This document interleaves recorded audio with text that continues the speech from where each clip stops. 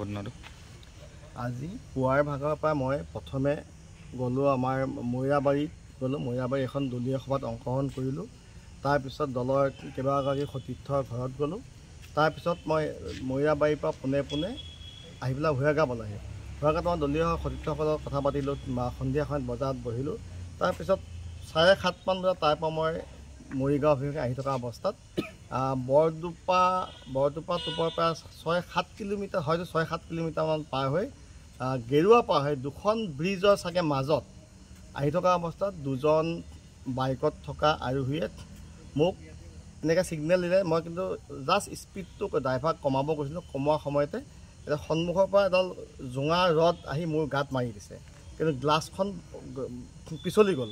তাৰ পৰৱৰ্তী সময়ত পুনৰ সেই হৈ আকৌ অভাৰটেক কৰি আহি পেলাই পুনৰবাৰ আকৌ এটেক কৰে।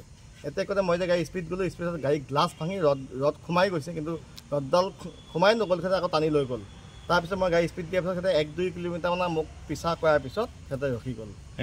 তেওঁ কি বাইকত আহিছিলে? বাইকত আছে নাম্বাৰ প্লেটবিহীন বাইক, আৰু আপোনাৰ তেওঁলোকৰ মুখত ক'লা কাপোৰ আৰু ফুল মাস্ক হেলমেট। দুজন খুব হেল্ডি ল'ৰা। কি সন্দেহ কৰিছে আপুনি? এতিয়া মইতো দুৰ্বৃত্তই আক্ৰমণ কৰিছে, মোৰ হাততো কোনো প্ৰমাণ নাই।